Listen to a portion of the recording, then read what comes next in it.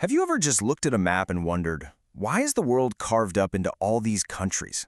Why do these lines, these borders, matter so much? Well, it turns out the operating system for our entire modern world was written way back in 1648, after one of the most brutal wars you can imagine. It's a story that literally starts with total chaos and ends with the world we see right outside our window. I mean, we just take it for granted, right? You see a line on a map and you just know, on this side, one set of laws applies, and if you step over here, it's a whole different ballgame. But where did this idea even come from? This idea that a government is the absolute boss within its own territory. It's the foundation of, well, everything. Because before we had this system, Europe was, well, it was tearing itself apart. The idea of national borders and who's in charge wasn't figured out in some university debate. Nope. It was forged in the fire of one of the most destructive conflicts in all of human history. Yeah, we're talking about the 30 Years' War. And listen, this wasn't just another war. It was the complete and catastrophic collapse of an order that had lasted for centuries. The basic question of who was in charge of anything was totally up for grabs.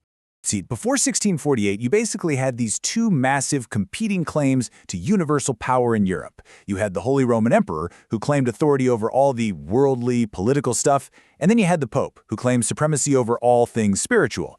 But here's the problem. That was just an idea. The reality on the ground was way messier. The Protestant Reformation had completely shattered any sense of religious unity, and the emperors just didn't have the muscle to enforce their will everywhere. The old system, to put it mildly, was broken. So what they did next was, well, it was something nobody had ever seen before. The goal wasn't just to stop the fighting. It was to build an entirely new system right from the ashes of that old, dead world. So when all these ambassadors gathered in 1643, they kicked off a negotiation process that would take five long years to finish. Think about that. This was revolutionary. For the very first time, pretty much every major European power sat down at the same table to hammer out a peace treaty all together. And the sheer scale of this thing was just mind-boggling. We're talking over 100 delegations. This wasn't a meeting where a few big-shot kings dictated the terms to everybody else. This was a whole new game. It was a recognition that all of these different political groups, big and small, had a right to be there, to be treated as equals. That simple idea was a political earthquake. And this is the part you really need to get. The treaties that came out of this meeting didn't just end a war. They created a brand new operating system for how countries deal with each other. An OS that, believe it or not, we're still running today. And this is it, the Peace of Westphalia. People call it the birth certificate of our modern world for a reason. It laid down three game-changing rules: sovereignty, legal equality, and non-interference. Okay, so what do those fancy words actually mean in the real world? Let's break it down.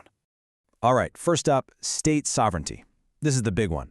And it's actually pretty simple. It's the idea that you are the boss inside your own borders. The Pope can't tell your government what to do. Some foreign emperor can't just waltz in and start meddling in your business. What happens inside your territory is your business, period. The second big idea is the balance of power. The thinking was to stop any one nation from getting too big for its britches and trying to dominate everyone else. The system encourages alliances. So if one country starts getting way too powerful, its neighbors are supposed to team up to check that power and keep things in balance. You can almost think of it like checks and balances in the US government, but for the entire continent.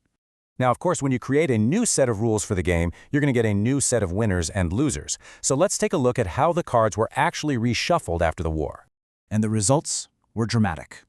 The clear winner, by a mile, was France. They played it smart, backing the enemies of their rivals, and with their strong, centralized government, they emerged as the new top dog on the continent. The biggest loser? The Holy Roman Empire.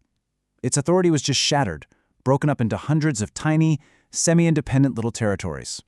So, as the new powerhouse in town, France and its king, Louis XIV, understood something really important about this new world. It wasn't just enough to have power. You had to show it off. You had to perform it, so everyone knew who was in charge. And that brings us to the famous Palace of Versailles. This place wasn't just a fancy house, it was a brilliant political weapon. King Louis XIV forced all the powerful French nobles to live there with him. I mean, what a masterstroke. It pulled them away from their home turf where they could raise their own armies. It made them totally dependent on him for money and status. And it turned these powerful potential rivals into a bunch of petty courtiers bickering over who got to hand the king his shirt in the morning. It was a gilded cage, and it was the perfect tool for absolute power.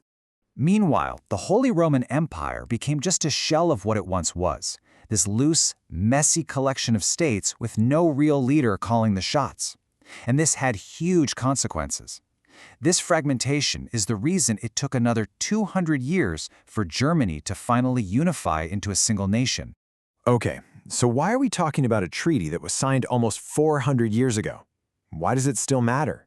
Well, because its core ideas cast a very, very long shadow, shaping the world that you and I live in right now. You know, maybe the biggest shift of all was in how people saw themselves. Before Westphalia, if you asked someone who they were, their main loyalty was probably religious, to this big idea of Christendom. But after Westphalia, that loyalty shifted to the nation, to being French or Swedish or English. This is the moment modern nationalism is born, this powerful idea that our main identity is tied to the state we live in. And right there, a huge tension was created that we are still fighting over today. Think about it. If every nation is sovereign and no one is allowed to interfere in what it does inside its own borders, what happens when a government starts doing terrible things to its own people? You can literally see this exact conflict baked right into the founding charter of the United Nations. Article 2 is pure Westphalia. The UN cannot intervene in a country's internal affairs. But then you look at Article 1, which is based on this totally different, universal idea that all human beings have fundamental rights. So, which one wins?